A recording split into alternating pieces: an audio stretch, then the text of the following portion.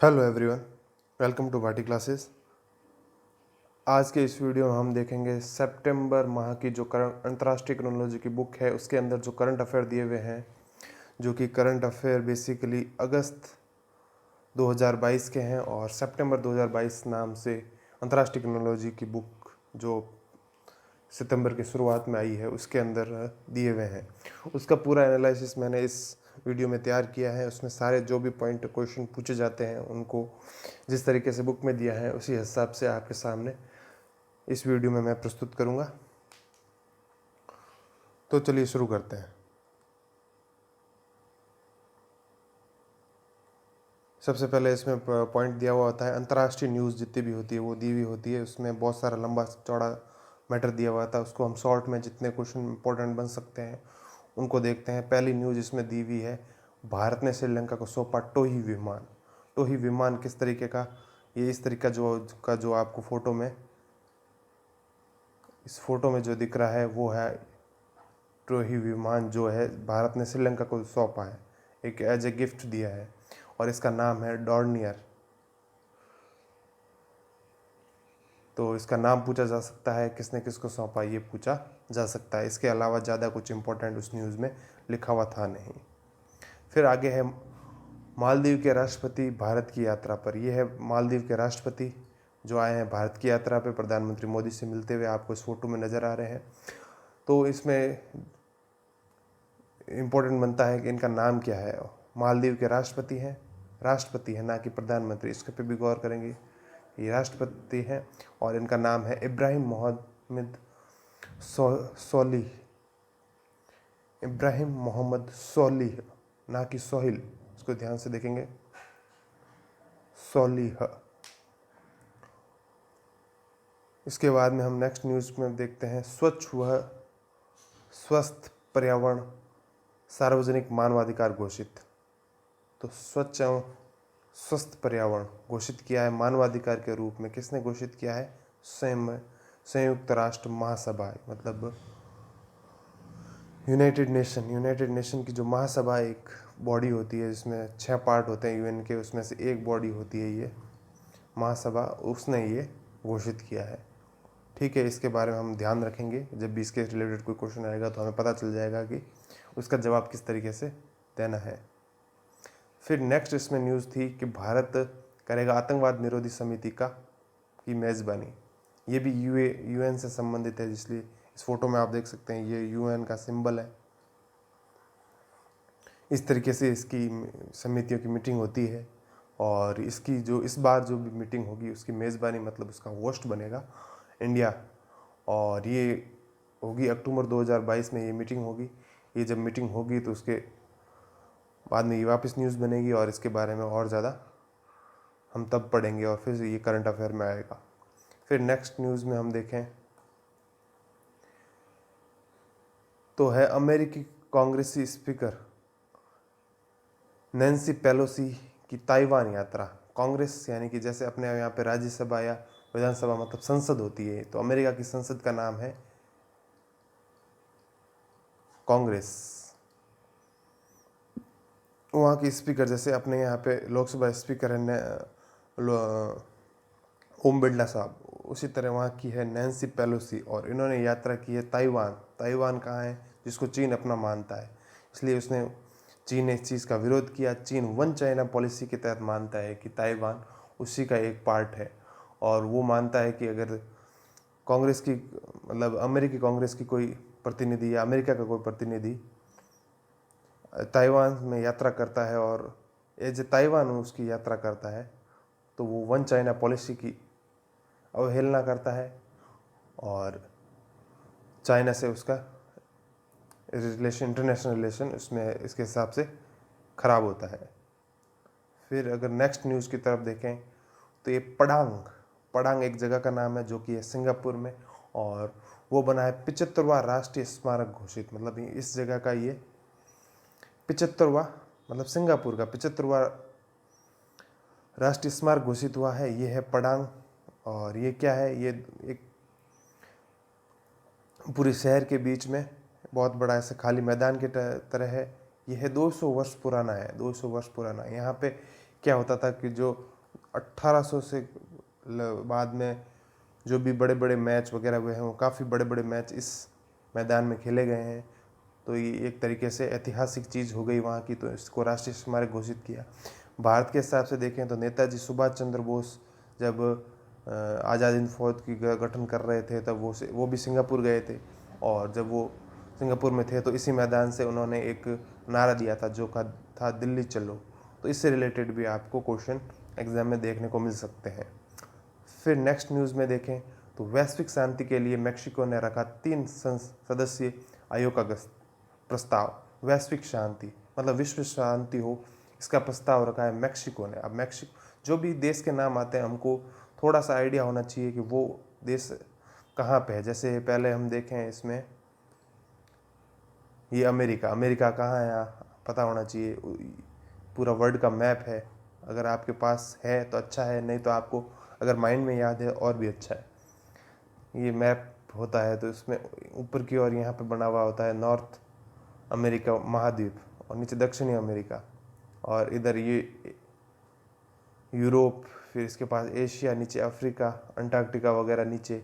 इस हिसाब से यहाँ पे जो उत्तरी अमेरिका बना हुआ होता है, उत्तरी अमेरिका में ऐसे 3 बड़े बड़े देश आते हैं। इसको मैं देखूं तो ऊपर आता है कनाडा, बीच में आता है ये यूएसए या अमेरिका, जिसकी मेनली अमेरिका से बात की जाती है, जैसे अमेरिका बोलते हैं जिसको, उसको यूएसए यूनाइटेड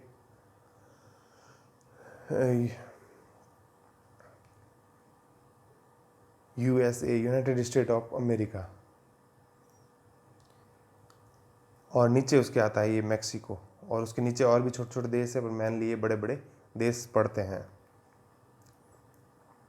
तो ये अमेरिका था। एक और देश का नाम आया था अभी, ये सिंगापुर। अब सिंगापुर कहाँ पे है, तो सिंगापुर है ये इंडिया है, एशिया के अंदर ही होता है सिंगापुर। और ये जो एशिया का नक्शा है ऐसे, और नीचे इसके छोटे छोटे ऐसे कुछ द्वीप हैं, उन द्वीप के अंदर यहाँ पे इस तरफ पड़ता है सिंगापुर। और जब इस न्यूज़ पे आए वापस तो मैक्सिको मैंने अभी आपको बता ही दिया। जैसे उत्तरी अमेरिका में ऊपर 3 देश पड़ते हैं, एक है ये कनाडा, फिर नीचे यूएसए, और फिर उसके नीचे है मैक्सिको। तो ये मैक्सिको वहाँ के उस मैक्सिको ने यूएन में एक समिति या आयोग बनाने की प्रस्ताव रखा है कि ऐसा बनाया जाए जो विश्व शांति के लिए कार्य करे। और उसमें उसने 3 सदस्यों के नाम दिए हैं कि उसमें 3 सदस्य कौन कौन होने चाहिए। इसमें एक है हमारे नरेंद्र मोदी प्रधानमंत्री, एक है एंटोनियो गुटेरस, तो महासभा के वो जो अध्यक्ष हैं वो, और एक वो पोप फ्रांसिस कौन है, फ्रांस के मतलब चर्च के जो फादर होते हैं, वो एक मैन आदमी है, उनकी एक पदवी है वो पोप फ्रांसिस। फिर है अमेरिकी राष्ट्रपति ने व्यापक जलवायु एवं स्वास्थ्य देखभाल कानून पर हस्ताक्षर किए। ये फोटो में आप देख सकते हैं, ये है जॉय बिडेन अमेरिका के राष्ट्रपति, और इन्होंने हस्ताक्षर कर दिए हैं जलवायु एवं स्वास्थ्य देखभाल। तो जैसे पहले, इनसे पहले जो थे ट्रंप, वो लगभग इस चीज़ को जलवायु के प्रति वो थोड़े उदासीन टाइप थे, या उसमें नकारात्मक दृष्टिकोण रखते थे। पर जब इन्होंने ये साइन किया है तो ये एक न्यूज़ की तरफ उभर के आता है। उन्होंने इसमें क्या क्या साइन किया है, उन्होंने किया है 2030, मतलब ये अभी आने वाला 8 साल में वो क्या करेंगे, कार्बन का उत्सर्जन, मतलब ग्रीन हाउस गैसें या कार्बन गैस उत्सर्जन होता है, उसका 1 अरब टन का जो उत्सर्जन है वो उसको कम कर देंगे। इस तरीके से इन्होंने हस्ताक्षर किए हैं। न्यूज़ बनता है कि ये अभी बहुत ज़्यादा पैसे खर्च करेंगे इसके ऊपर, जितना अभी तक नहीं हुआ है, कई सालों में इतनी बड़ी अमाउंट किसी ने नहीं दिया है। फिर इसके बाद हम नेक्स्ट न्यूज़ पे देखें तो बाद में शॉर्ट में न्यूज़ में देखते हैं, बहुत सारी न्यूज़ है, इनसे भी क्वेश्चन बन सकते हैं, 1 लाइनर सीधा सीधा देखेंगे। फिर है खाद्य पदार्थों की महंगाई के मामले में श्रीलंका 5वें स्थान पर। जो भी खाने पीने की बेसिक चीज़ें होती है, जैसे आटा, दाल, चावल, गेहूँ, उन सब में अपन को लगता है, जैसे अभी श्रीलंका न्यूज़ में रहता है कि वहाँ पे महंगाई बहुत बढ़ गई है, पर फिर भी हम देखें तो उसकी खाद्य पदार्थों की महंगाई सबसे ज़्यादा नहीं है, सबसे ज़्यादा तो और किसी 4 देश हैं, उसके बाद में पांचवा देश आता है जो है श्रीलंका। और ये 4 देश कहाँ के होंगे? ये 4 देश या फर्स्ट नंबर, सेकंड नंबर, ये सारे देश दक्षिण अफ्रीका के हैं, अफ्रीकन देश हैं। वहाँ पर महंगाई और भी ज़्यादा है, श्रीलंका की 5वें स्थान पर है। और ये अभी भी आया है तो ज़्यादा न्यूज़ में है, वो उनमें लगातार महंगाई बनी रहती है। फिर है नेक्स्ट न्यूज़, मोगादिशु एक जगह का नाम है। कहाँ पे है? ये सोमालिया खुद कहाँ पे है? सोमालिया है, अफ्रीका का देश है। और वहाँ पे एक हयात होटल है, हयात होटल। वहाँ पे आतंकवादी संगठन, कौन सा आतंकवादी संगठन? अल शबाब ने यहाँ पे आतंकी हमला किया, कुछ लोग मरे, लगभग 30 के लोग लगभग मरे। तो ये इस तरीके से मोगादिशु शहर है, पूछा जा सकता है कहाँ पे है? सोमालिया में है। वहाँ पे ये भी पूछा जाता है हयात होटल कहाँ पे है। इस तरीके से पूरी न्यूज़ में से कोई भी क्वेश्चन घुमा फिरा के पूछा जा सकता है।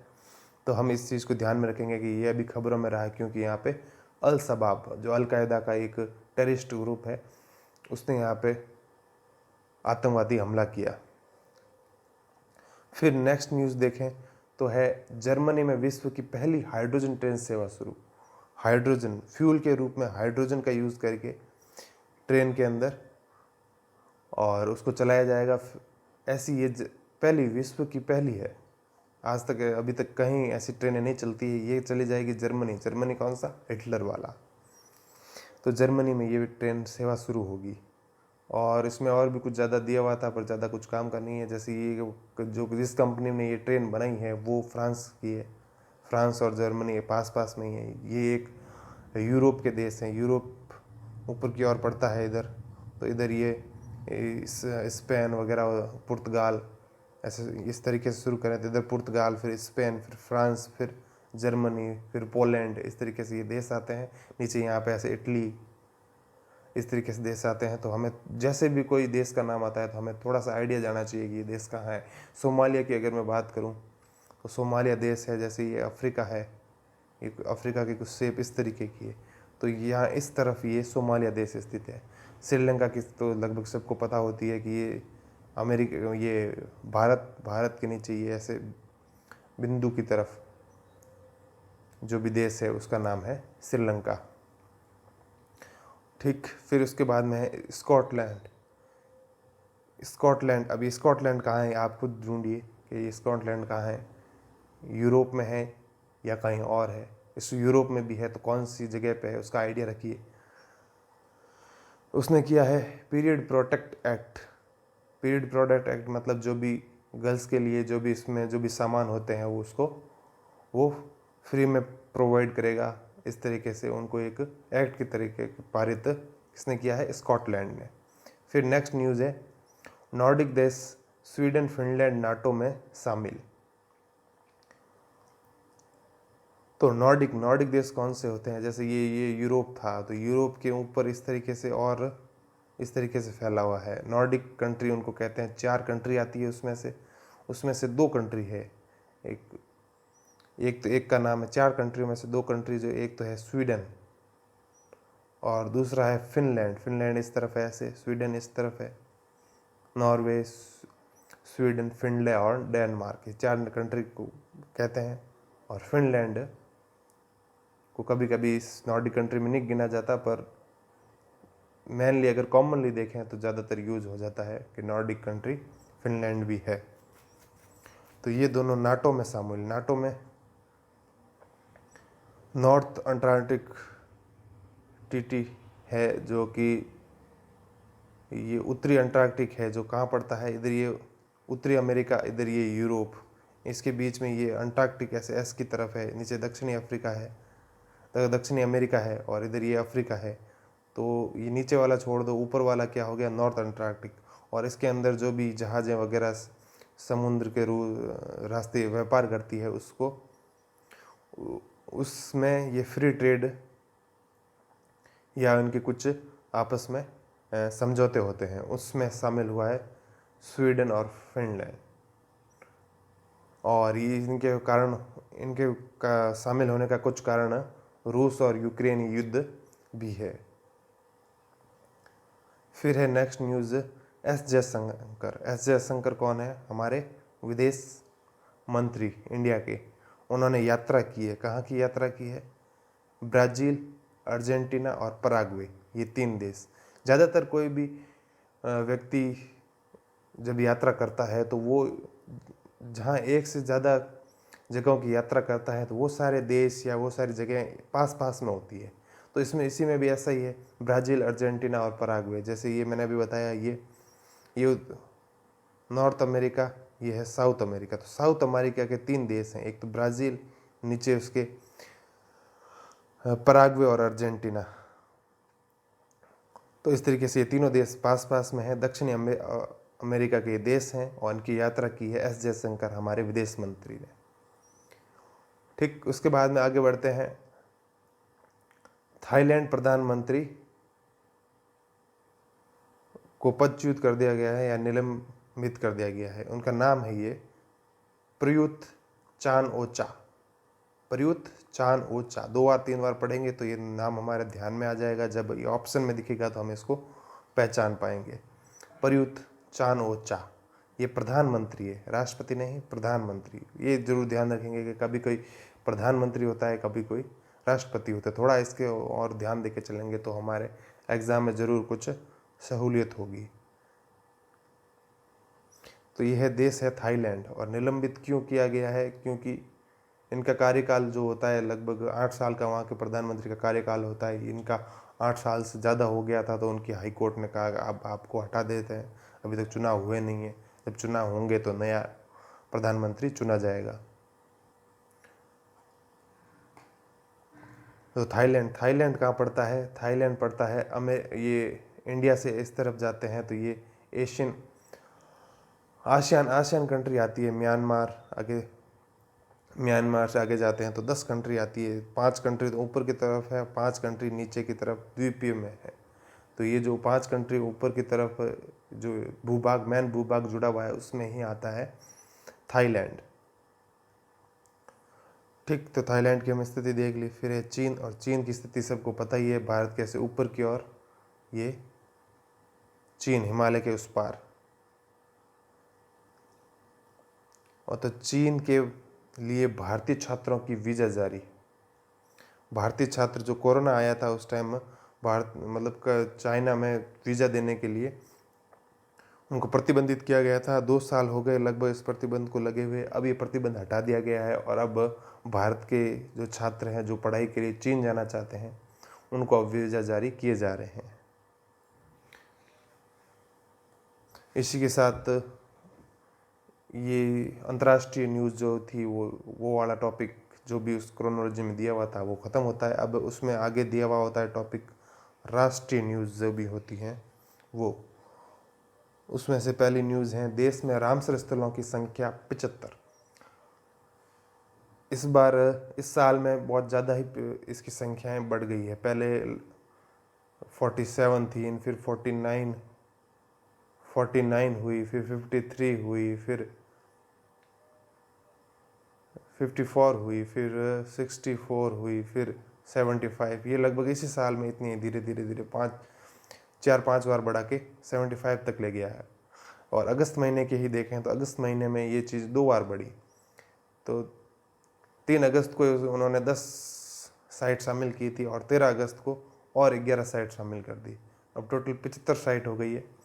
और जो भी एग्ज़ाम के हिसाब से इम्पोर्टेंट होती है वो होती है सबसे लास्ट में ऐड की हुई, वो ज़्यादा इम्पोर्टेंट हो जाती है। पहले वाले भी होती है पर वो इतनी ज़्यादा नहीं होती जितनी जो लास्ट में ऐड की जाती है। लास्ट में 11 जगह ऐड की गई। इस फोटो में अगर आपको ढंग से नहीं दिख रहा है तो मैं इसको बड़ा करूं तो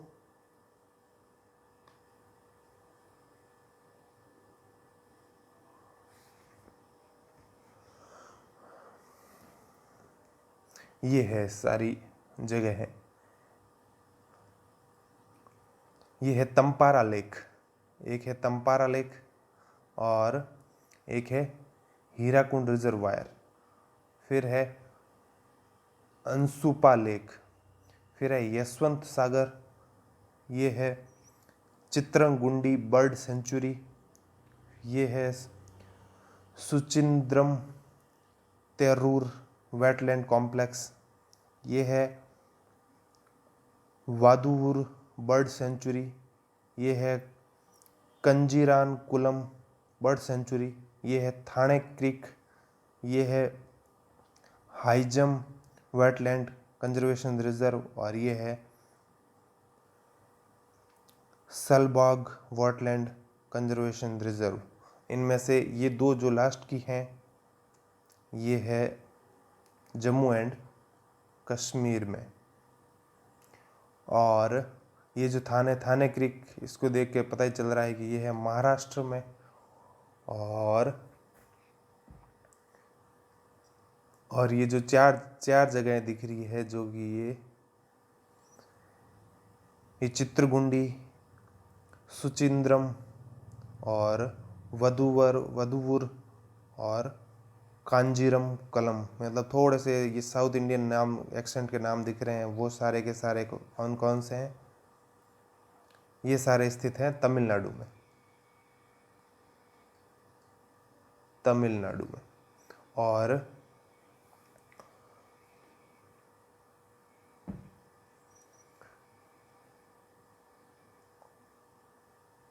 उसके अलावा ये उड़ीसा में,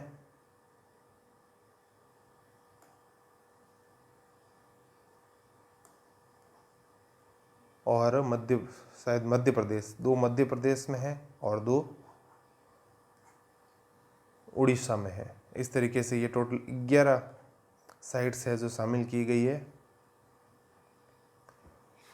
उसके बाद में हम नेक्स्ट स्लाइड पे चलते हैं, जो है देश में मनाया समारोह पूर्वक 76वां स्वतंत्रता दिवस।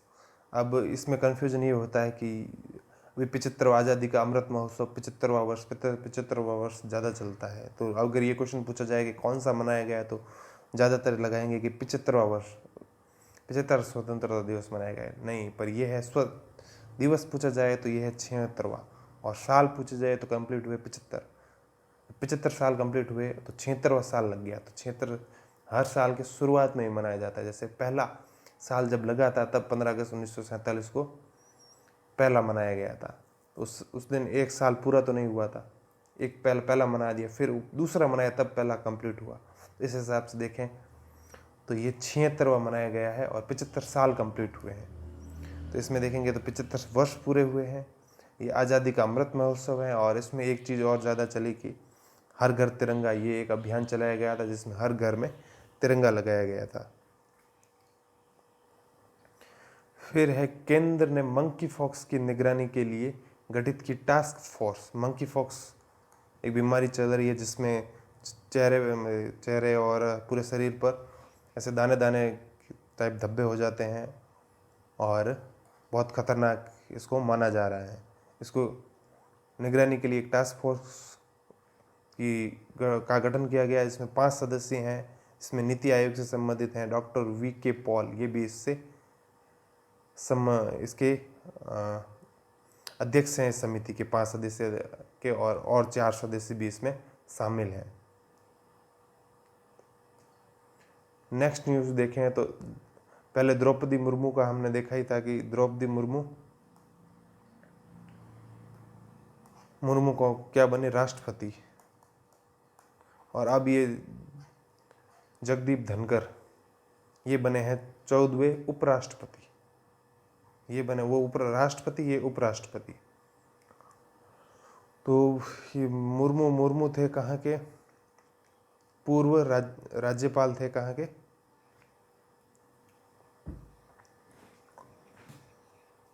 छत्तीसगढ़।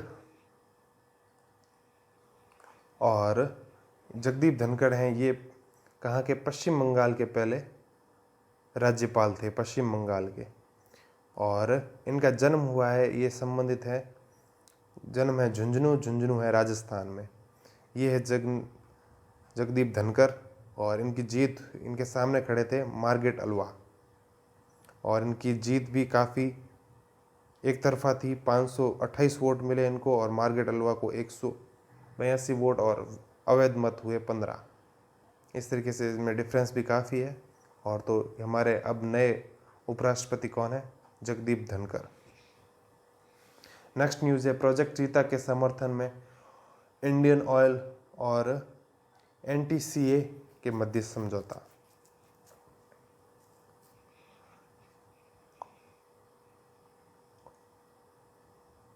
तो ये फोटो में आप देख रहे हैं, ये MOU इस तरीके से साइन होता है। एक बैनर लगा हुआ है, सारी प्रेस कॉन्फ्रेंस करते हैं, सब लोग बैठते हैं और आपस में MOU साइन करने का डिक्लेरेशन कर देते हैं। तो ये national tiger council conservation council authority है NTCA, उसने किया है किसके साथ? इंडियन ऑयल के साथ MOU साइन किया है। और ये चीता अभी काफ़ी न्यूज़ में है। इनको लाया जा रहा है नामीबिया जो दक्षिण अफ्रीका में है, वहाँ से कितने 8 चीते इंडिया लाए जा रहे हैं और उनको रखा जाएगा कूनो जो नेशनल पार्क है उसके अंदर रखा जाएगा। और क्योंकि पहले यहाँ पे चीता हुआ करते थे, वो अब चीता अभी इंडिया में कोई भी चीता जिंदा नहीं है। नेक्स्ट न्यूज़ की ओर बढ़ें तो सेना, RBI और प्रधानमंत्री 3 चीज़ें हैं। फर्स्ट नंबर पे ये, सेकंड नंबर पे ये, थर्ड नंबर पे ये। सेना, RBI और प्रधानमंत्री देश के सबसे भरोसेमंद संस्थान।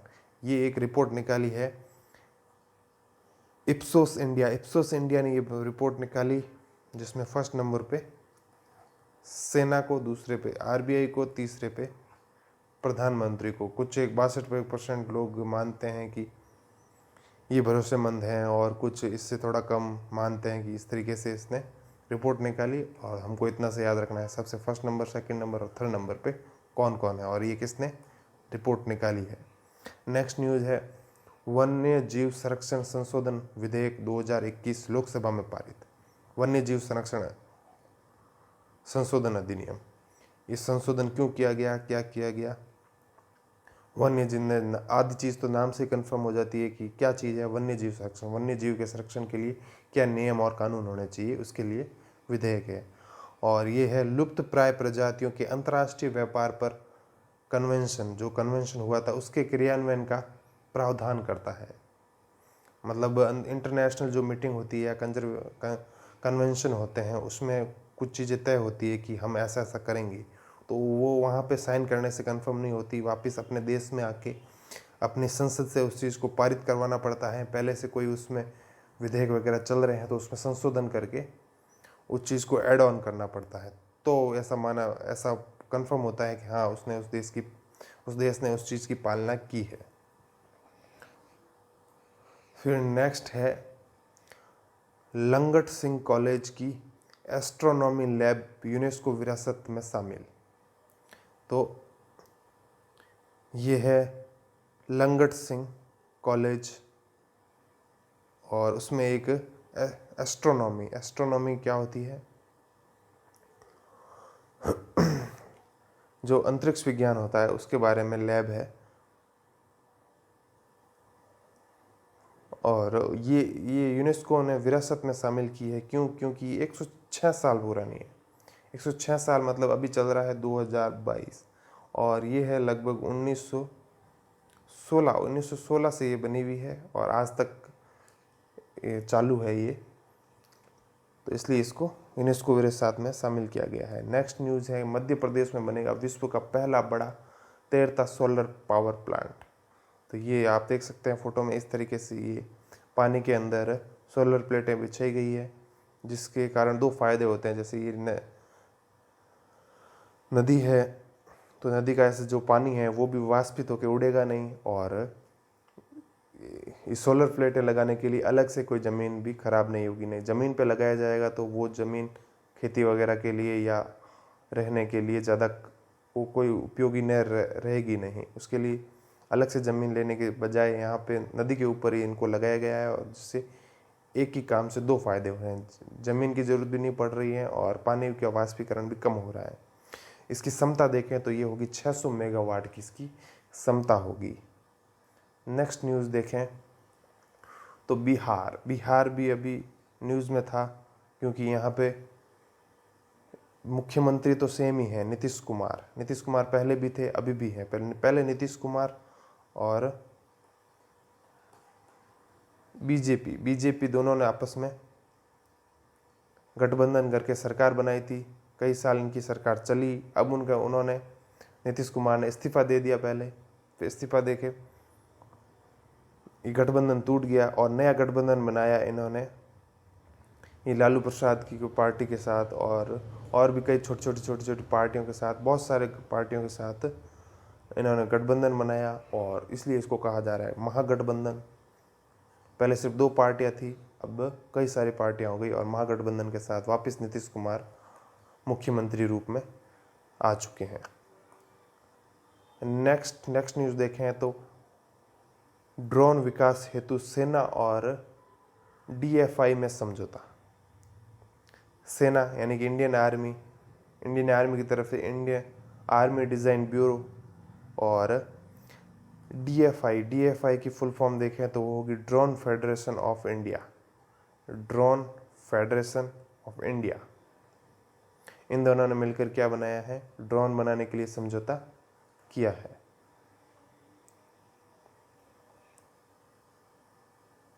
फिर नेक्स्ट और न्यूज़ देखें, उच्च न्यायालय में मुकदमों की सुनवाई की कार्रवाई लाइव स्ट्रीमिंग से होगी। उच्चतम न्यायालय मतलब जो देश का न्यायालय होता है वो क्या करेगा, लाइव स्ट्रीमिंग। एक तरीके से समझ सकते हैं कि ऑनलाइन केस को सॉल्व करेंगे। जो सुनवाई होती है वो सारी ऑनलाइन होगी, लाइव स्ट्रीम के थ्रू। ये किसने शुरू किया है, हमारे देश के न्यायालय। देश का न्यायालय कौन सा होता है, उच्चतम न्यायालय। नेक्स्ट न्यूज़ है गोवा हर घर जल प्रमाणित राज्य। हर घर जल सबसे पहले प्रमाणित होने वाला राज्य कौन सा, गोवा। तो ये दो चीज़ याद रखेंगे, जल हर घर जल में कौन सा फर्स्ट नंबर पे, गोवा। फिर है विधानसभा बैठकों के मामले केरल शीर्ष पर। विधानसभा में जो बैठकें होती हैं और जो काम होता है वो कितने दिन चला और कितना काम हुआ, उसके हिसाब से जो रिपोर्ट आई उसमें केरल शीर्ष स्थान पे होता है। इसमें ऐसा है कि उसने 61 कार्य दिवस पे काम किया, मतलब 61 कार्य दिवस सबसे ज़्यादा है। बाकी राज्यों वगैरह और जो केंद्रीय संसद होती है उसके हिसाब से भी देखें तो 61 कार्य दिवस सबसे ज़्यादा है और केरल इसके शीर्ष स्थान पर है। फिर है गन हिल पॉइंट कहाँ पे है, ये है कारगिल में। कारगिल की जो लड़ाई हुई थी उसमें पॉइंट 5140 पहले वहाँ पे अलग अलग पॉइंट बने हुए हैं, उनको नाम दिया जाता है। पॉइंट 5140 के नाम का एक पॉइंट है और ये कारगिल घाटी में है और उसको अब नाम बदल के कर दिया गया है गन हिल। तो ये पूछा जा सकता है गन हिल कहाँ पे है या कौन सा पॉइंट का नाम बदल के गन हिल कर दिया गया है, इस तरीके से। फिर नेक्स्ट पॉइंट है पश्चिम बंगाल ने 7 नए जिले बनाने का निर्णय लिया। तो 7 नए जिले और हो जाएंगे। और एक और राज्य है जिसने भी अपने जिलों की संख्या बढ़ाई है, वो कौन सा है, आंध्र प्रदेश या फिर तेलंगाना। आंध्र प्रदेश ने पहले कितने जिले थे और बाद में कितने जिले हो गए, आप कमेंट बॉक्स में मेरे को बता सकते हैं।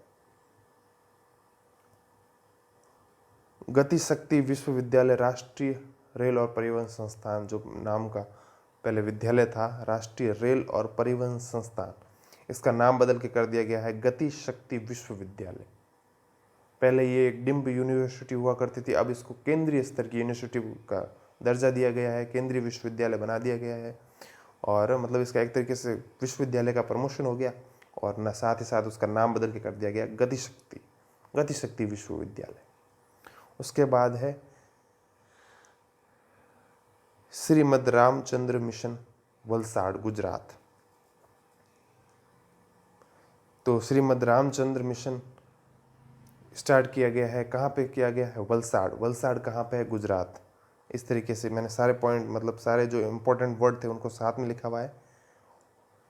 तो वलसाड़ एक जगह है गुजरात में और मिशन का नाम है श्रीमद रामचंद्र मिशन।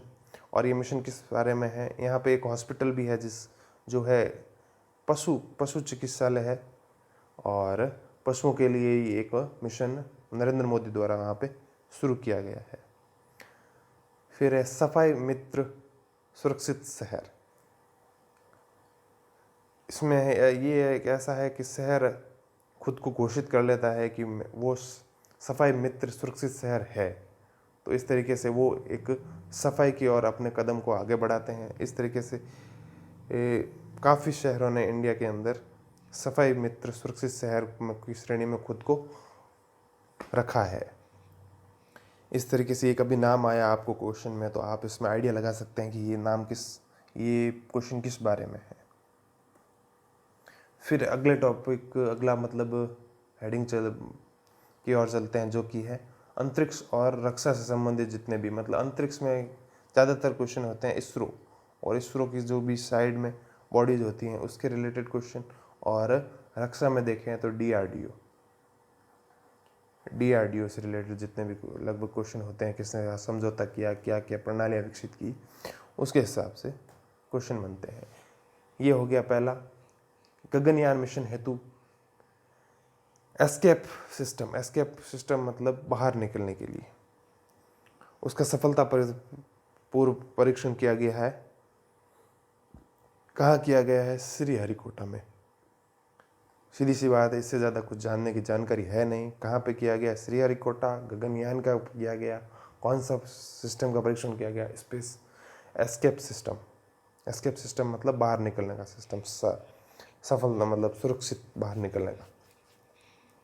आप कमेंट बॉक्स में बता सकते हैं कि ये श्रीहरिकोटा ये कहाँ पे स्थित है? तमिलनाडु, चेन्नई, तमिलनाडु में है या फिर उड़ीसा में है या आंध्र प्रदेश में है? इसी तट पे है, पर है कहाँ पे ये आप कमेंट बॉक्स में मुझे बताइए। फिर नेक्स्ट न्यूज़ में देखें तो इसरो ने लॉन्च किया पहला 3D virtual space museum. 3D virtual space museum, ये देख सकते हैं, ये 3D वर्चुअल एकदम ये एकदम रियल नहीं है, ये आप कंप्यूटराइज्ड फोटो टाइप है जो 3D में दिख रही है फोटो। इस तरीके से इसमें ये सारी चीज़ें की गई हैं। तो ये 3D वर्चुअल स्पेस म्यूजियम किसने लॉन्च किया? तो इसरो ने, और इसका नाम क्या है? स्पार्क। बस ये 2-3 पॉइंट बनते हैं, इन्हीं से घुमाकर क्वेश्चन पूछे जा सकते हैं। फिर है रूस ने लॉन्च किया ईरान का सैटेलाइट। रूस कहाँ पड़ता है और ईरान कहाँ पड़ता है? रूस पड़ता है ये नीचे इंडिया के ऊपर ये चाइना के ऊपर रसिया, बीच में मंगोलिया वगैरह छोटे मोटे देश आते हैं। बड़े बड़े देशों में देखें तो ये देश आते हैं। फिर ईरान कहाँ पड़ता है? इंडिया के साइड में पाकिस्तान के बाद में ईरान। तो ये ईरान के राष्ट्र प्रमुख, ये रूस के राष्ट्र प्रमुख, दोनों मिलते हुए इस तरीके से उन्होंने सैटेलाइट लॉन्च की। सैटेलाइट का नाम क्या है? ये है खय्याम सैटेलाइट का नाम है, जो कि है ईरान की, ये है उसका नाम। कहाँ से लॉन्च किया? तो रूस का जो स्पेस लॉन्चिंग स्टेशन है बेकानूर से इन्होंने लॉन्च किया। और कौन से रॉकेट में लॉन्च किया? तो सोयूज। 3 नाम याद रखेंगे, एक तो खयाम, बेकानूर और सोयूज। खयाम, बेकानूर और सोयूज। तो सैटेलाइट का नाम खयाम, जगह का नाम बेकानूर और रॉकेट का नाम सोयूज। रूस और ईरान का था, रूस ने लॉन्च किया।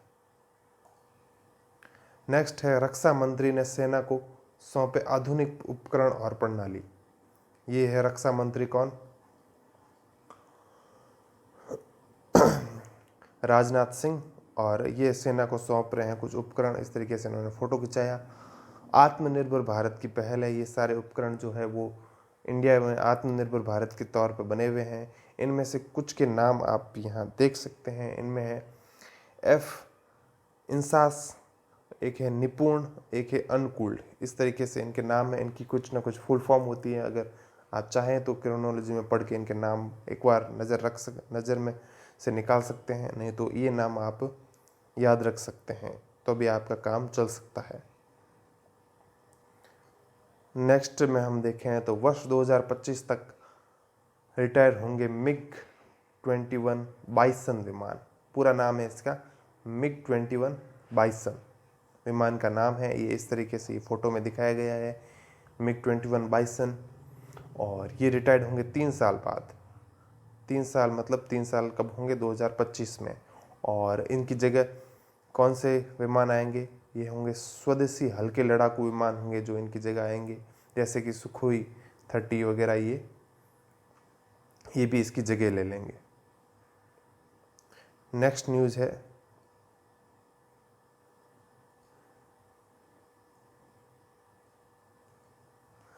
न्यूज़ है मलेशिया में कार्यालय खोलेगी हाल। मलेशिया कहाँ पड़ता है? भारत के साइड में। ये आसियान कंट्री में 5 ऊपर 5 नीचे। तो मलेशिया कहाँ पड़ेगा? मलेशिया पड़ेगा नीचे वाली 5 के अंदर। तो मलेशिया वहाँ पे कौन खेलेगा? हाल का मतलब फुल फॉर्म क्या है? हिंदुस्तान एरोनॉटिक लिमिटेड मतलब स्पेस क्या, ये जो भी एयरक्राफ्ट वगैरह बनते हैं उससे रिलेटेड होते हैं। एरोनॉटिक्स लिमिटेड, जो हिंदुस्तान एरोनॉटिक लिमिटेड कंपनी है, भारत में उसका ऑफिस है। और ये अब खोलेगी मलेशिया में ऑफिस अपना, ये उसके लिए MOU वगैरह साइन करते हुए। फिर है नौसेना में शामिल किया जाएगा स्वदेशी विमान वाहक पोत विक्रांत। ये इस फोटो में आप देख सकते हैं विक्रांत। ये स्वदेशी रूप से निर्मित है, बहुत लंबा चौड़ा है, पूरा शहर इसमें बस सकता है, इतना बड़ा है। लगभग 1700 से ज़्यादा लोग इसमें आ सकते हैं। कई तरीके के हेलीकॉप्टर वगैरह, मशीन वगैरह यहाँ पे रखी जा सकती है। इसको प्रधानमंत्री मोदी ने नौसेना को समर्पित किया। कोचिन शिपयार्ड लिमिटेड ने इसको बनाया, कोचिन से इसको सेना को समर्पित किया गया। तो ये वाला, इसका नाम जरूर याद रखेंगे, इसका नाम है विक्रांत। ये है विक्रांत।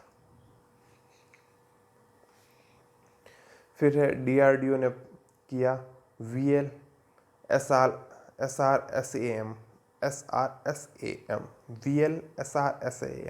का सफल परीक्षण। ये क्या चीज़ है? ये है एक मिसाइल है। मिसाइल इस तरीके से फोटो में आपको दिख रही है। कम ऊंचाई पर दुश्मन की मिसाइल को मार गिराने के लिए लगभग 15 मीटर की ऊंचाई पर और लगभग 45 से 50 किलोमीटर की अगर दूरी पे कोई दुश्मन है और उसको अगर मार गिराना है तो इस मिसाइल का काम में लिया जाएगा। और हाई स्पीड के कारण रडार की पकड़ में आना मुश्किल है। ये रडार की पकड़ में नहीं आती, हाई स्पीड है। और सी स्क्रीनिंग टेक्निक से लैस टारगेट को भी ध्वस्त कर सकती है। और इसका परीक्षण कहाँ किया गया है? चांदीपुर है ओडिशा में। तो इसका परीक्षण कहाँ किया गया, इसका नाम क्या है और ये चीज़ क्या है, ये तीनों चीज़ याद रखेंगे। साथ में DRDO का ये है। फिर इसी के साथ ये रक्षा और अंतरिक्ष की न्यूज़ इतनी थी। फिर ये आर्थिक न्यूज़ जितनी भी है वो शामिल की गई है, जिसमें है ECLGS के कोष में वृद्धि को मंजूरी। ECLGS कोष ये क्या होता है, किससे रिलेटेड होता है? तो नीचे फोटो दिया हुआ है एक होटल का। होटल में ये शेफ खड़ा है, पीछे आपको इसकी टेबलें वगैरह दिख रही होगी। इन सबको इससे राहत मिलेगी। हॉस्पिटलिटी सेक्टर कहते हैं इसको। हॉस्पिटलिटी सेक्टर में क्या क्या आते हैं? होटल्स, रेस्टोरेंट वगैरह। जितने भी टूरिस्ट वगैरह जाते हैं उनको सुविधाएं उपलब्ध कराने के लिए जितने भी उद्योग धंधे चलते हैं उनको हॉस्पिटलिटी सेक्टर के अंदर लिया जाता है। और उसी के लिए ये कोष में वृद्धि की गई है, ताकि जो कोरोना की वजह से इनका ये सारा सेक्टर दब चुका है उसको वापस उत्थान पे लाया जा सके। फिर नेक्स्ट न्यूज़ की ओर बढ़ते हैं, जिसमें है लघु अवधि कृषि ऋण पर 1.5% यानी 1.5% ब्याज अनुदान दिया जाएगा। अन्नदाताओं को परेशानी मुक्त ऋण दिया जाएगा। इसमें लघु अवधि के लिए कृषि ऋण पर प्रतिशत प्रति वर्ष की ब्याज अनुदान, मतलब जितनी भी रकम पर वो ऋण या फिर लोन लेंगे उसमें से 1.5% जो ब्याज आएगा वो कौन भरेगा? सरकार भरेगी। कौन? Central government. उसमें से देखिए 3 लाख तक के ये चीज़ें हैं जो 3 लाख का अगर ऋण लिया हुआ है तो उस पर लागू होती है। उससे ज़्यादा है तो उसका ब्याज जो भी आएगा वो किसान को खुद को भरना पड़ेगा। 3 लाख तक का अगर ऋण लिया है तो ये वाली चीज़ लागू होती है।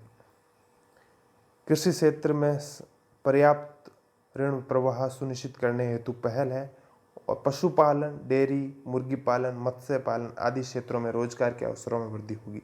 कौन कौन? सिर्फ कृषि नहीं है इसमें, पशुपालन, डेयरी, मुर्गी पालन, मत्स्य पालन आदि सभी क्षेत्र शामिल किए गए हैं। निर्णय भी ये देख सकते हैं 17 अगस्त 2022 का है।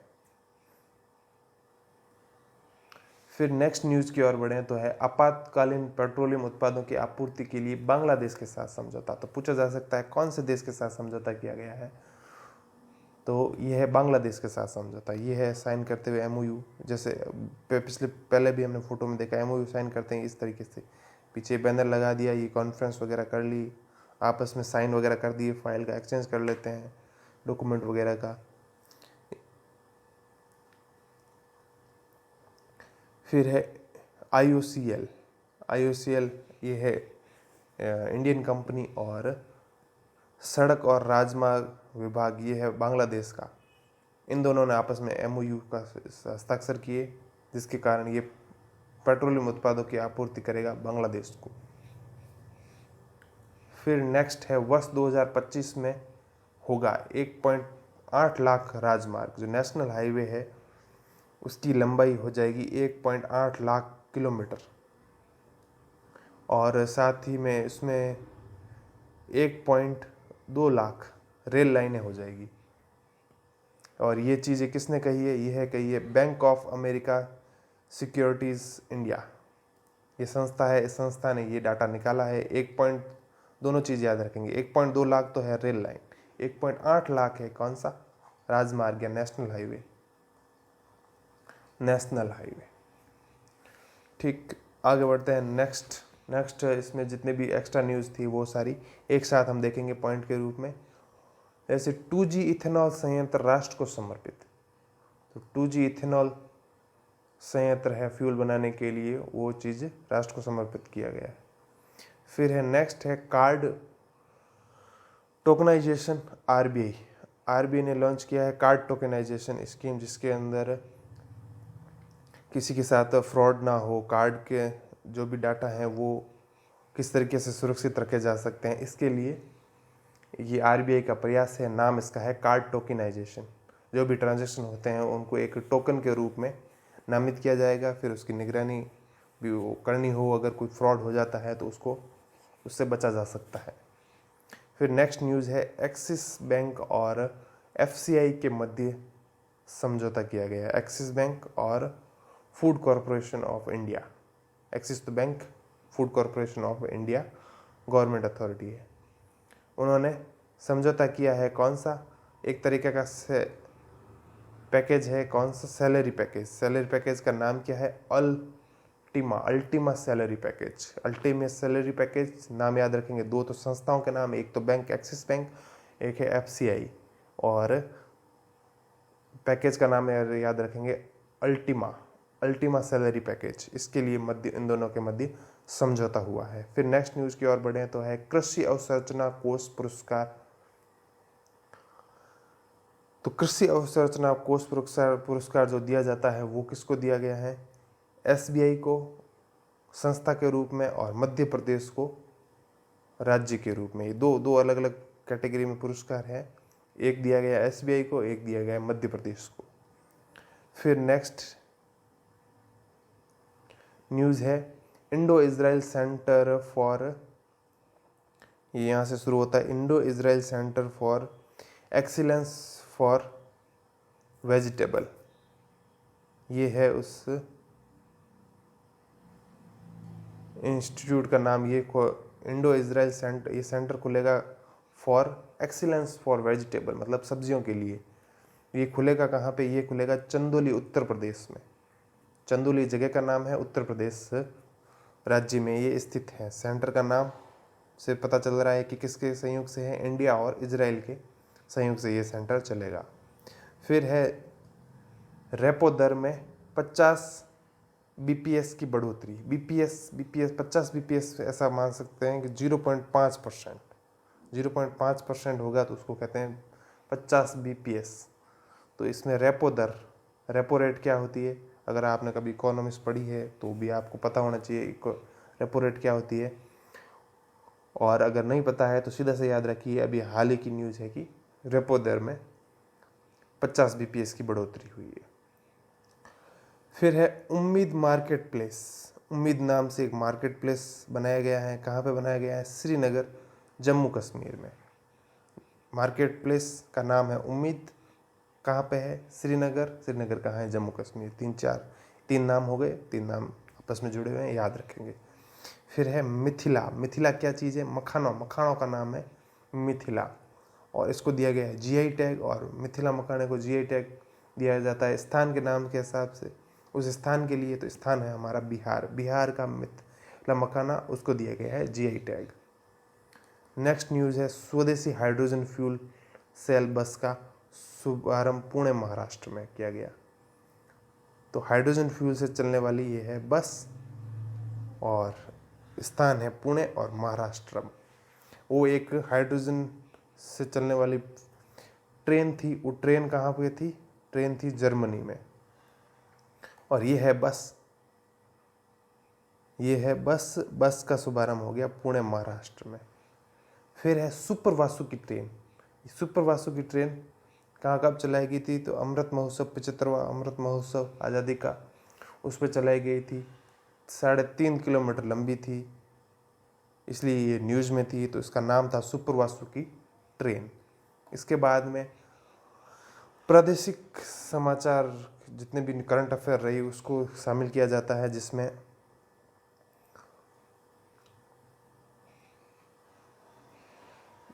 है राजस्थान की न्यूज़ सबसे पहले, जिसमें है राजस्थान अक्षय ऊर्जा निगम को 5 राष्ट्रीय पुरस्कार दिए गए हैं।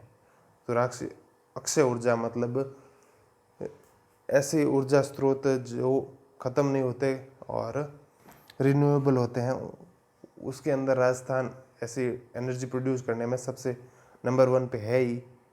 तो उसमें से भी राष्ट्रीय पुरस्कार जो 5 मिले हैं वो है सर्वाधिक क्षमता के लिए मिला है। एक तो सर्वाधिक क्षमता कहाँ की? एक राजस्थान की। अधिकतम सोलर पावर प्लांट कहाँ पे है? तो वो भी राजस्थान में। 2020-21 में सबसे ज़्यादा बढ़ोतरी कहाँ पे हुई है? वो भी राजस्थान में। सोलर पावर में बढ़ोतरी सबसे ज़्यादा कहाँ हुई है? ये ओवरऑल बढ़ोतरी, ये ओवरऑल क्षमता। और ये है सिर्फ सोलर पावर प्लांट में भी अधिकतम कहाँ है, और ये है बढ़ोतरी भी सिर्फ सोलर पावर प्लांट में सबसे ज़्यादा कहाँ है? ओवरऑल, ये दोनों ओवरऑल के, ये दोनों सोलर प्लांट के। और सबसे ज़्यादा सोलर पंप जिससे सिंचाई की जाती है वो भी कहाँ है? वो भी राजस्थान में। नेक्स्ट न्यूज़ की ओर बढ़ेंगे। Rajasthan social and performance audit authority का होगा गठन। नाम से पता चल रहा है कि ये चीज़ क्या करेगी? सोशल एंड परफॉर्मेंस, उनका ऑडिट करेगी कि क्या चल रहा है, क्या नहीं चल रहा है, काम सही से हो रहा है कि नहीं हो रहा है। जन कल्याणकारी योजनाओं को जवाबदेही के लिए ये चीज़ बनाई गई है। उसका गठन किया गया है। कहाँ किया गया? राजस्थान में। नेक्स्ट न्यूज़ देखें तो राजस्थान हस्तशिल्प नीति 2022 जारी की गई है।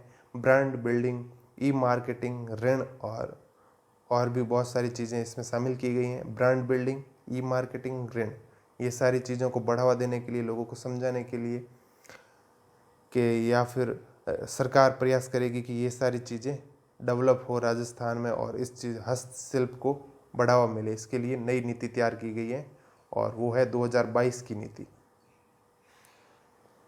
नेक्स्ट है महिला समानता दिवस पर महिला निधि का लोकार्पण। महिला निधि का लोकार्पण किया गया है महिलाओं को समाज में समानता दिलाने के लिए। और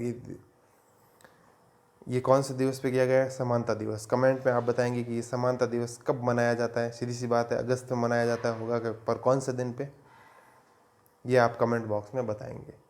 तो ये इस महिला निधि घोषित करने वाला पहला राज्य जो था वो था तेलंगाना, और राजस्थान ऐसा सेकंड राज्य है जिसने ये चीज़ घोषित की है, लोकार्पण किया है महिला निधि का। नेक्स्ट न्यूज़ की ओर बढ़े तो है Rajasthan smart water supply monitoring के लिए पुरस्कृत। नाम से पता चल रहा है किस चीज़ के लिए, वाटर सप्लाई स्मार्ट तरीके से मॉनिटरिंग कर रही है उसके लिए इसको पुरस्कार दिया गया है। किसने दिया? इकोनॉमिक्स टाइम्स डिजिटल कन्वेंशन जो 2022 है वो हुआ था नई दिल्ली में, वहाँ पे राजस्थान को पुरस्कृत किया गया। नेक्स्ट न्यूज़ की ओर बढ़ेंगे, थोड़ा जल्दी जल्दी देखेंगे। प्रदेश को बालिका दूरस्थ शिक्षा योजना लागू की गई है।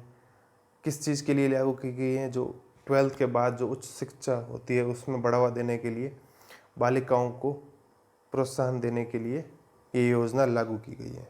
नेक्स्ट है 29वें मथुरा दास माथुर अवार्ड घोषित किए गए। ये 3 जनों को दिए गए हैं, अनिकेत सिंह, अनिरुद्ध चौधरी और रोहन राजभर। तीनों के नाम आप याद रखेंगे, इस फोटो में तीनों का दिया हुआ है। ये दिया हुआ है मथुरा दास माथुर का फोटो, और ये तीनों जो पुरस्कृत हुए हैं अनिकेत सिंह, अनिरुद्ध चौधरी, रोहन राजभर। तीनों का नाम 2-3 बार पढ़ेंगे, आपको ये नाम याद हो जाएंगे। फिर है रक्षा मंत्री ने वीर दुर्गादास राठौड़ की प्रतिमा का अनावरण किया। रक्षा मंत्री राजनाथ सिंह भाषण दे रहे हैं। वीर दुर्गादास का ये फोटो दिया हुआ है पीछे घोड़े के ऊपर। इनकी जयंती थी, कौन सी जयंती थी? 385वीं जयंती थी। मूर्ति प्रतिमा का अनावरण कहाँ पे किया गया? ये किया गया जोधपुर में। ये उसके कुछ फोटो हैं, और ये है 12 फीट ऊंची, और इसका वजन है 1400 kg। नेक्स्ट न्यूज़ की ओर देखें तो राजस्थान में डिजी फेस्ट 2022 का आयोजन किया गया। ये डिजी फेस्ट की कुछ तस्वीरें हैं, ये उसका नाम लिखा हुआ है लोगों के साथ, ये उसके अंदर की कुछ तस्वीरें हैं। इसमें से कुछ चीज़ों पर गौर या ध्यान दिया गया, उसमें है वेब माई वे और विसरॉन। वेब माई वे, वेब से रिलेटेड, विसरॉन एक कृषि ड्रोन है।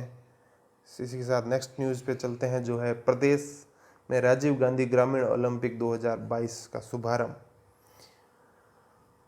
ग्रामीण ओलंपिक में क्या है, ये इस तरीके से फोटो देख के आपको पता चल ही गया होगा। और इसका शुभारंभ कहाँ किया गया? पालगांव। ये है पल नहीं, पालगांव। पालगांव जोधपुर के अंदर है जो उसमें किया गया, और इसका शुभंकर है शेरू। नेक्स्ट न्यूज़ पे चलें तो प्रदेश के 6 शहरी क्षेत्रों में खनिजों के विपुल यानी कि बहुत सारे भंडार चिन्हित किए गए हैं, जिसमें है ये पहले शहरों के नाम देख लेते हैं। जयपुर, जोधपुर, जैसलमेर, अजमेर, बीकानेर और भीलवाड़ा। वापिस से देखेंगे इस मैप में तो ये है, यहाँ पे हमारी राजधानी पड़ती है, ये है जयपुर। फिर जोधपुर, यहाँ जैसलमेर और के बाद सीमा से ये पड़ता है जोधपुर, और सीमा के पास वापिस पड़ता है ये है जैसलमेर। फिर यहाँ बीच में लगभग पड़ता है नीचे की ओर, यह पड़ता है अजमेर और जोधपुर के यहाँ ऊपर की ओर पड़ता है ये बीकानेर, और एक और पड़ता है इधर नीचे की ओर, अजमेर से नीचे की ओर ये पड़ता है भीलवाड़ा। तो ये 3 ये कंटिन्यू, 3 ये कंटिन्यू। तो जयपुर, जोधपुर, जैसलमेर, बीकानेर, अजमेर और भीलवाड़ा। इनमें कौन कौन सी चीज़ें मिली हैं? तो यहाँ पे मिली है चेजा पत्थर। जयपुर में मिला चेजा पत्थर, जोधपुर में है सैंडस्टोन, जैसलमेर में है हमेशा पीला पत्थर होता है तो पीला पत्थर, अजमेर में ग्रेनाइट का पत्थर और चेजा पत्थर, बीकानेर में मिला है सिलिका सैंड होती है जो, और बजरी, ये सारी चीज़ें मिली है। और भीलवाड़ा में लो अयस्क और मेंसरी जो खनिज होता है वो मिला है। 2 बार इसको पढ़ेंगे तो ये हमें ज़रूर याद हो जाएंगे। नेक्स्ट न्यूज़ है राजस्थान में बच्चों ने बनाया देशभक्ति के गीत गाने का रिकॉर्ड। इसमें रिकॉर्ड बना है, ये फोटो में आप देख सकते हैं बहुत सारे बच्चे हैं। बच्चे कितने हैं? 1 करोड़ लोगों बच्चों ने गाए 6 गीत, और ये एक वर्ल्ड रिकॉर्ड है, और इसको वर्ल्ड रिकॉर्ड बुक में शामिल किया गया। और इसका जो प्रमाण पत्र है वो राजस्थान के मुख्यमंत्री अशोक गहलोत को दिया गया। नेक्स्ट न्यूज़ है, राजस्थान के 2 पदाधिकारियों को राष्ट्रपति का नागरिक सुरक्षा पदक दिया गया, जिसमें 2 है, दोनों का नाम है एक का नाम जितेंद्र कुमार सोनी और एक का नाम है जगदीश प्रसाद रावत। ये जो फोटो में आपको दिख रहे हैं ये है जगदीश प्रसाद सोनी, RS अफसर हैं, और एक का फोटो मुझे मिला नहीं जो है जगदीश प्रसाद रावत। तो 2 नाम याद रखेंगे, जितेंद्र कुमार सोनी, जगदीश प्रसाद रावत।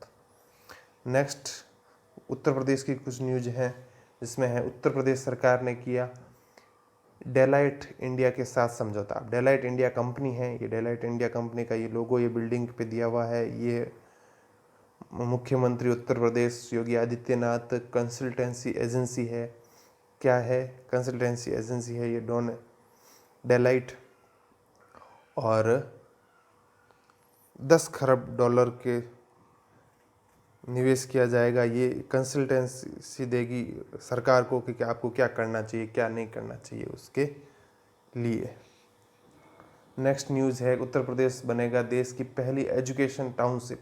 एजुकेशन टाउनशिप मतलब एक ही जगह पे सारे एजुकेशन के जो भी रिलेटेड एक तरह का एजुकेशन हब बनेगा, जिसमें स्टूडेंट अगर जाए तो उसको सारी चीज़ें वहीं पे मिले, हॉस्टल वहीं पे मिले, वहीं पे कॉलेज मिले, वहीं पे कोचिंग इंस्टीट्यूट मिले, वहीं पे बुक्स वगैरह मिले, वहीं पे स्टेशनरी मिले, इस तरीके से पूरा एक ही जगह पे उसको मिले। तो ये अमेरिका की तर्ज पर तैयार किया जा रहा है, यूपी में बनेगा एजुकेशन टाउनशिप, CM योगी ने दी मंजूरी।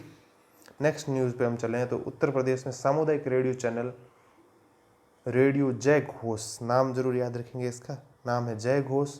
ये क्या है? रेडियो चैनल है, और कहाँ का है? उत्तर प्रदेश का ये रेडियो चैनल है। उसके अंदर का फोटो दिया हुआ है, और ये कुछ ज़्यादा याद रखने की ज़रूरत है नहीं, पर इसको देखेंगे तो हमको ये याद रहेगा जय घोष क्या चीज़ है, जय घोष। और इसको साथ में देखेंगे तो जय घोष 107.8 FM का जो फ्रिक्वेंसी होती है वो 107.8 है। नेक्स्ट चलते हैं, उसमें है पुरस्कार दिए हुए हैं।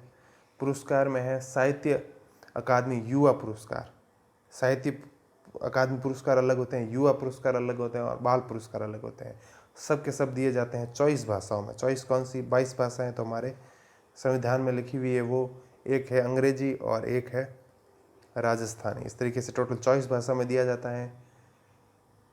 तो ये दिया गया है 23 भाषाओं में, एक भाषा जो मराठी है उसमें बाद में दिया जाएगा। ये सारी चीज़ें हैं, याद करना ज़्यादा ज़रूरी नहीं है, पर आप देख सकते हैं कि इन तरीके से ये पुरस्कार दिए जाते हैं। कौन कौन से पुरस्कार हमें याद करने ज़रूरी होते हैं वो हैं, एक तो हिंदी का, हिंदी में है भगवंत अनमोल का उपन्यास है प्रमेय।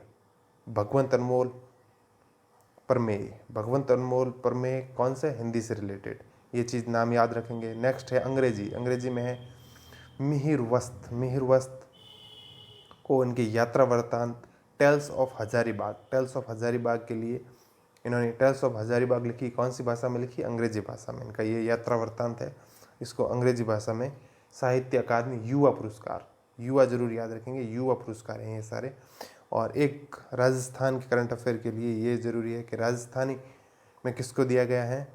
एक कविता में दिया गया है आशीष पुरोहित। आशीष पुरोहित का एनाड़, एनाड़ नाम की इनकी कविता है, उसके लिए आशीष पुरोहित को ये पुरस्कार दिया गया। इस तरीके से यह पुरस्कार होता है जो दिया जाता है। नेक्स्ट इसी से रिलेटेड है कि साहित्य अकादमी बाल पुरस्कार, बाल पुरस्कार 2022 के हैं। ये कितने भाषाओं में? 22 भाषाओं में दिया गया है। टोटल 24 भाषा होती है, तो 22 भाषा में दे दिया गया। एक भाषी जो संथाली है उसमें बाद में दिया जाएगा, और एक है पंजाबी जिसमें नहीं दिया जाएगा। वापस वही चीज़ तीन जगह पे हमें याद रखेंगे। ये बाल पुरस्कार से, ये युवा पुरस्कार में एक चीज़ है कि युवा पुरस्कार किनको दिया जाता है कि जो 35 वर्ष से कम आयु के राइटर होते हैं उनको दिया जाता है। तो अगर हमें इसमें देखें तो बाल पुरस्कार क्या छोटे बच्चों को दिया जाता है? नहीं, ये है बच्चों से रिलेटेड जो भी किताबें लिखी जाती है उनके लिए किसी भी एज के राइटर को ये दिया जा सकता है। जैसे कि ये हिंदी का पुरस्कार है समा शर्मा, समा शर्मा को दिया गया है। उनकी किताब का नाम है, उनका नाम भी किताब के अंदर है, देखो, समा शर्मा की चुनिंदा बाल कहानियाँ, ये किताब का पूरा नाम है ये, और ये उस राइटर का नाम है। समा शर्मा की चुनिंदा। तो ये इसमें फोटो है मैन ट्रस्ट का, और ये है समा शर्मा। फिर अंग्रेजी के लिए पुरस्कार दिया गया है अर्शिया सतार को महाभारत ऑफ चिल्ड्रन बुक है इनके बुक का नाम। और राजस्थान के लिए दिया गया है विश्वामित्र दादी जी को मछलियाँ आंसू इनकी बुक है, उसके लिए इनको दिया गया है। नेक्स्ट न्यूज़ में बढ़े तो यूनेस्को ने शांति पुरस्कार दिया। यूनेस्को का शांति पुरस्कार किसको दिया गया है? इस लेडी को अगर आप जानते होंगे तो ये है पूर्व जर्मन चांसलर एंजेला मार्केल को दिया गया। नेक्स्ट न्यूज़ पे चलें तो कीर्ति चक्र और शौर्य चक्र, यहाँ पे कुछ चक्र दिए गए हैं। ये है परमवीर चक्र, ये है महावीर चक्र, ये है वीर चक्र, ये है अशोक चक्र, ये है कीर्ति चक्र और ये है शौर्य चक्र। तो अभी कौन से दिए गए हैं? कीर्ति चक्र और शौर्य चक्र। जिसमें से कीर्ति चक्र दिए गए हैं ये 3 लोगों को, तो इनके 3 के नाम अपन याद करेंगे। शौर्य चक्र काफ़ी लोगों को दिए गए हैं, इतना ध्यान में रखेंगे। और अगर आपको याद होता है तो इनके नाम भी आप याद कर सकते हैं। पर अभी हम देखेंगे कीर्ति चक्र किनको दिया गया है। कीर्ति चक्र दिया गया है NK देवेंद्र प्रताप सिंह, मतलब नाइक सूबेदार होता है नाम इनका, ये उनकी पोस्ट है, ये उनका नाम है देवेंद्र प्रताप सिंह। फिर एक कांस्टेबल संदीप सरकार और एक है उप निरीक्षक पाउटिनसेट गुइते, थोड़ा अटपटा नाम है, पाउटिनसेन गुइते। 2 बार पढ़ेंगे तो आपको ये जबान पे आपके नाम आ जाएगा, पाउटिनसेन गुइते। कुल सुदीप सरकार और देवेंद्र प्रताप सिंह, इन दोनों को ये पुरस्कार जो MP लिखा हुआ है उसका मतलब है मरणोपरांत, मतलब उनके देहांत होने के बाद में। नेक्स्ट न्यूज़ पे हम चलें तो वो है सर्वश्रेष्ठ भारतीय फुटबॉलर 2021-22 का, जिसमें ये है एक फोटो ये दिया हुआ है, एक ये दिया हुआ है। सर्वश्रेष्ठ फुटबॉलर, ना लेडीज़ ना जेंट्स, कुछ नहीं, सीधा ओनली सर्वश्रेष्ठ खिलाड़ी, तो वो है सुनील छेत्री, भारतीय। सुनील छेत्री ये कौन है? ये एक पुरुष फुटबॉलर है। और फिर दिया हुआ है सर्वश्रेष्ठ भारतीय महिला फुटबॉलर, उसको वो है मनीषा कल्याण। 2 नाम आ गए, सुनील छेत्री, मनीषा कल्याण। इन दोनों के फोटो ये दिया हुआ है, ये है सुनील छेत्री, ये है मनीषा कल्याण। नेक्स्ट न्यूज़ पे देखें तो फ्रांस का सर्वोच्च पुरस्कार नागरिक सम्मान है, वो किसको दिया गया? वो दिया गया है शशि थरूर को। ये इस तरीके से ये पुरस्कार होता है, ये दिया गया, ये कांग्रेस के एक सांसद हैं शशि थरूर। और इस पुरस्कार का नाम ये है सेवेलियर दी ला लीजन दी ऑनर, सेवेलियर दी लाज लीजन दी ऑनर। ये फ्रांस का सर्वोच्च नागरिक सम्मान है। तो पूरे ये भी क्वेश्चन पूछा जा सकता है, फ्रांस का सर्वोच्च नागरिक सम्मान कौन सा है, किसको दिया गया, इस तरीके से। नेक्स्ट पे चलें तो मिस इंडिया यूएसए कौन बनी है? ये है आर्या वालवेकर, ये उनका फोटो है आर्या वालवेकर का। नेक्स्ट चलें तो ये है ICCR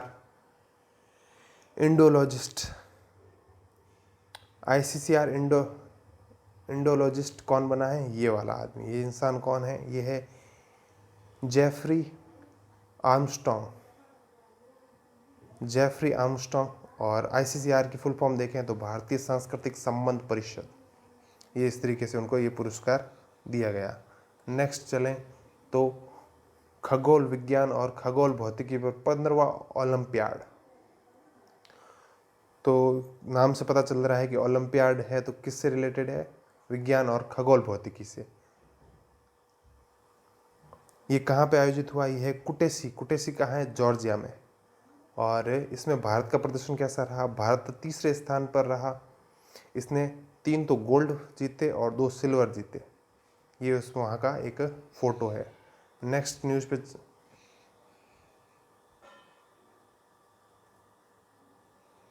पे है खेल सारे के सारे एक ही स्लाइड में।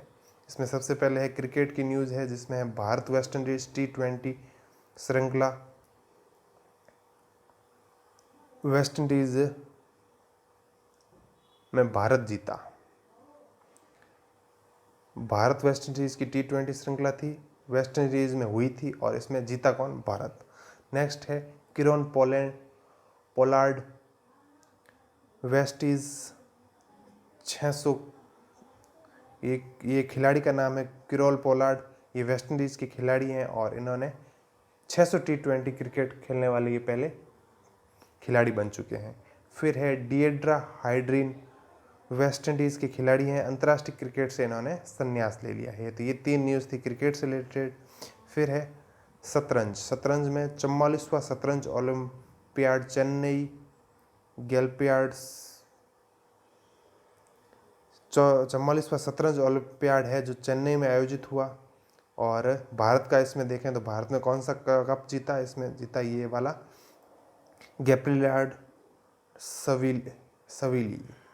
गेप्रीडा सविली कप जो है वो भारत ने जीता।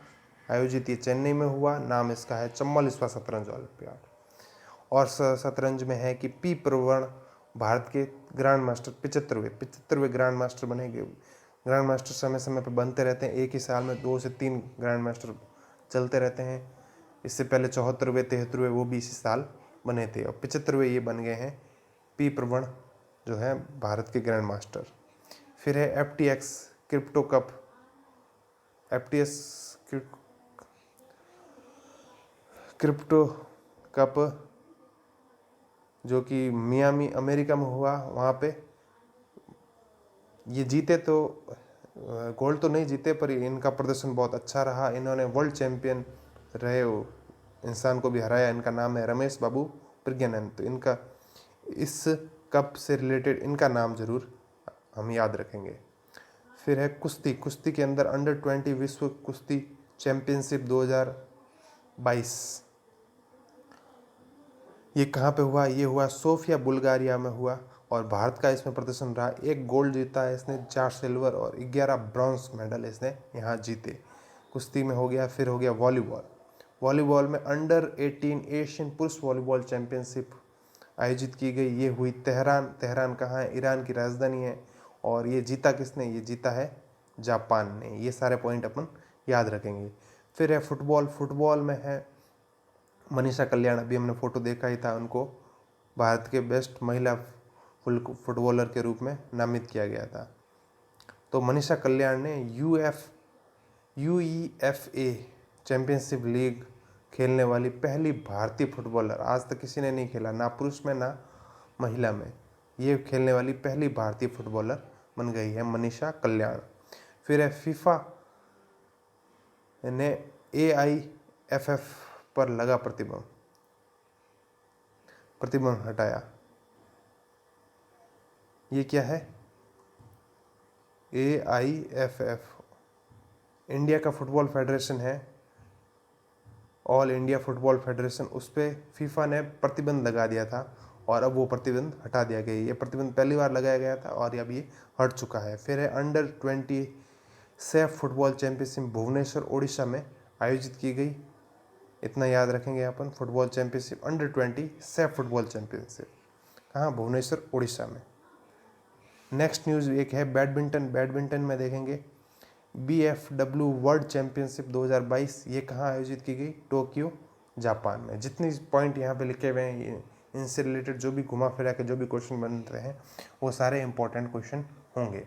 नेक्स्ट स्लाइड पे चलते हैं। चर्चित खिलाड़ी में एक है ऋषभ पंत को क्या बनाया गया? उत्तराखंड का है ब्रांड एम्बेसडर। उत्तराखंड कौन सा, कहाँ पे है ये उत्तराखंड? सबसे ऊपर जी, जम्मू कश्मीर के साइड में लद्दाख, दोनों यूनियन टेरिटरी। और उसके बाद में आता है हिमाचल प्रदेश और यहाँ पे आता है उत्तराखंड के बाद में आ जाता है उत्तर प्रदेश से टूट के 2000 में सन में अलग हुआ था उत्तराखंड। उसके बने हैं ब्रांड एम्बेसडर ऋषभ पंत। फिर है नीरज चोपड़ा, गोल्डन बॉय नीरज चोपड़ा, तो डायमंड लीग जीतने वाले पहले भारतीय। तो डायमंड लीग आज तक किसी ने नहीं जीती, वो जीती किसने? नीरज चोपड़ा ने। तो और नेक्स्ट न्यूज़ पे चलें तो लिथोई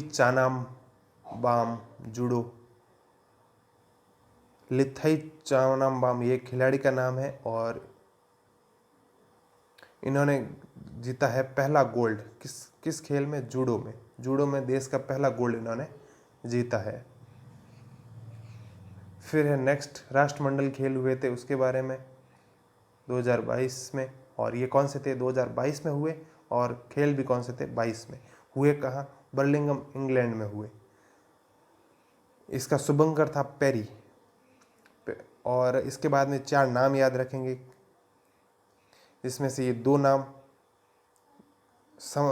उद्घाटन समारोह में ध्वजवाहक, ये है समापन समारोह में ध्वजवाहक। उद्घाटन समारोह में पीवी सिंधु, मनप्रीत सिंह, और समापन समारोह में निखत जरीन और अचता शरथ कमल। इन चारों के नाम याद रखेंगे। और भी बहुत 2 पेज के अंदर अंतर्राष्ट्रीय क्रोनोलॉजी में जितने भी विजेता रहे हैं उन सब के नाम दिए हुए हैं। इसमें फर्स्ट नंबर पे रहा ऑस्ट्रेलिया, उसने 178 मेडल जीते, और चौथे नंबर पे रहा भारत जिसने 61 मेडल जीते। टोटल 22 तो गोल्ड थे, 16 सिल्वर और 23 ब्रॉन्ज मेडल।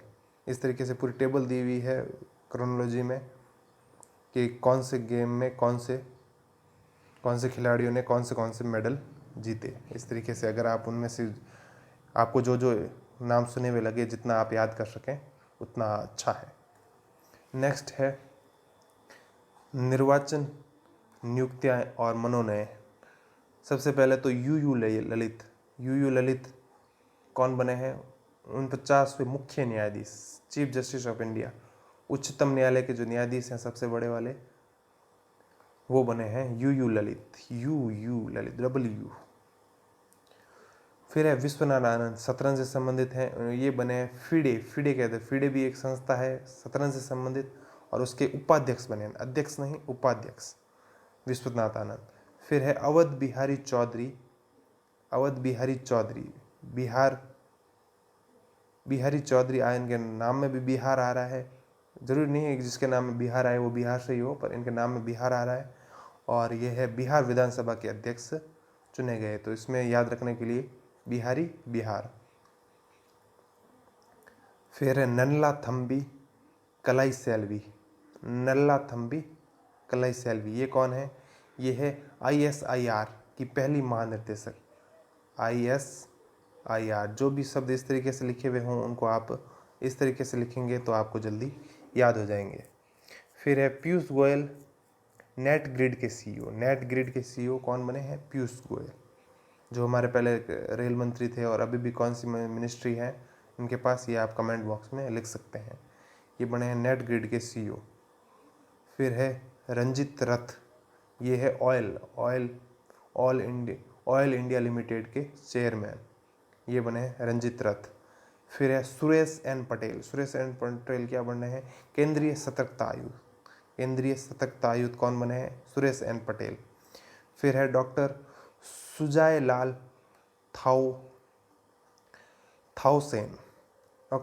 लाल थाउसेन कौन बने हैं? ITBP के महानिदेशक। थाउसेन थोड़ा सा उधर नॉर्थ ईस्ट का नाम लगता है, और ITBP इंडो तिब्बत जो बॉर्डर फोर्स है उसके महानिर्देशक ये बने हैं। फिर है राजकिरण रॉय जी, इनके नाम में भी जी है, राजकिरण रॉय जी, राष्ट्रीय अवसंरचना वित्त पोषण और विकास बैंक के MD बने हैं, इसलिए इनके नाम में भी जी है, राष्ट्रीय अवसंरचना वित्त पोषण और विकास बैंक। उसके बाद है श्वेता सिंह कौन बनी है? प्रधानमंत्री कार्यालय की निर्देशक बनी है। नलिन नेगी मुख्य वित्तीय अधिकारी भारत पे की बनी है। और रविंदर टक्कर अध्यक्ष बने हैं वोडाफोन आइडिया के। सत्येंद्र प्रकाश प्रधान ये महानिर्देशक पत्र सूचना कार्यालय। और निर्वाचन नियुक्तियां या मनोनयन देखते हैं अंतर्राष्ट्रीय स्तर पर जो भी हुए हैं वो, उनमें से है साइमन स्टील, संयुक्त राष्ट्र के जलवायु प्रमुख, संयुक्त राष्ट्र यानी यूएन के जलवायु प्रमुख कौन है? Simon Stiell. विलियम रूतो केन्या के राष्ट्रपति बने हैं। केन्या के राष्ट्रपति कौन? रूटो केन्या, ये नाम दोनों याद रखें। रूतो केन्या, कहाँ के राष्ट्रपति? केन्या के राष्ट्रपति रूतो। फिर है गलब डोनेव, ये प्रधानमंत्री बने हैं बुल्गारिया के। फिर है टेड्रस ड्रू, प्रधानमंत्री बने हैं सेंट किट्स एंड नेविस के। गुस्तावो पेट्रो राष्ट्रपति बने हैं कोलंबिया के। और अब्दुल्लाया मेगा कार्यवाहक प्रधानमंत्री बने हैं माली के। नेक्स्ट देखें तो किन किन का निधन हो गया है जो महान या प्रमुख चर्चित व्यक्ति थे। एक है राकेश झुंझुनवाला, ये प्रसिद्ध बाजार निवेशक थे, शेयर मार्केट वगैरह में ये इनका नाम काफ़ी फेमस था। फिर है सैयद तैयब रजी, ये क्या थे, ये पूर्व राज्यपाल थे। हाँ, अभी राज्यपाल नहीं है, पूर्व राज्यपाल थे झारखंड के। फिर है समर बद्रू बनर्जी, ये भारतीय फुटबॉलर थे, लगभग 96 ईयर इनकी उम्र थी। फिर है नारायण जाने माने उपन्यासकार थे नारायण, इनका भी निधन हो गया।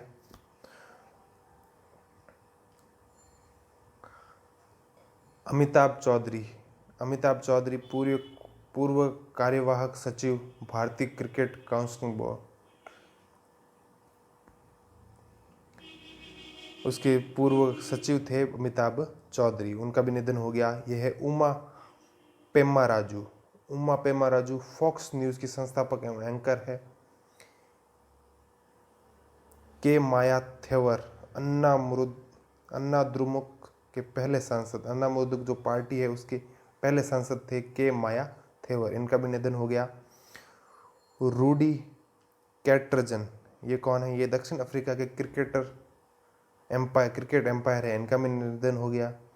फिर है जॉन फेमचान, ये पूर्व बॉक्सिंग विश्व चैंपियन है, बॉक्सिंग के चैंपियन है पूर्व पहले के, ये है जॉन फेमचान, इनका भी निधन हो गया। यह है निर्मला मिश्रा, ये प्रसिद्ध बंगाली गायक थी, इनका भी निधन हो गया। फिदेल रामोस, ये फिलीपीन के पूर्व राष्ट्रपति थे। नेक्स्ट है चर्चित व्यक्ति, इसमें है एक ही व्यक्ति का नाम है, ये है प्रोफेसर रामधार सिंह।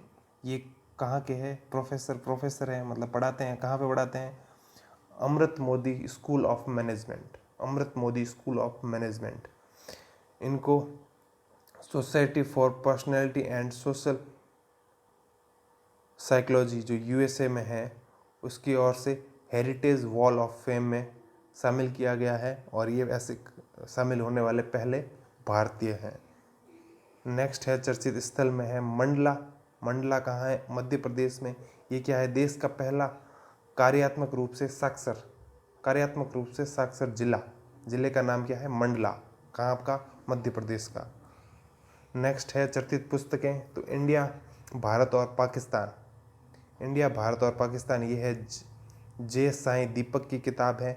फिर है अनबाउंडेड है अभय आनंद की बुक, और एक बुक है the hero of Tiger Hill captain Yogendra Singh Yadav की बुक है।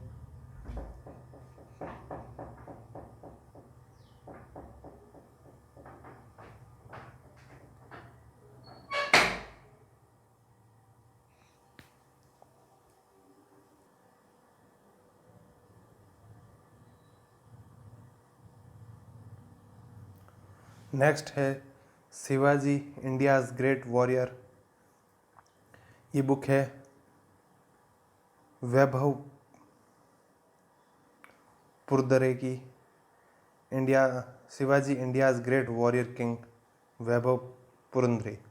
फिर है challenge to a liberal politic, ये है मोहम्मद हामिद अंसारी की है। और अस्मिता का संघर्ष, ये है शशि थरूर की।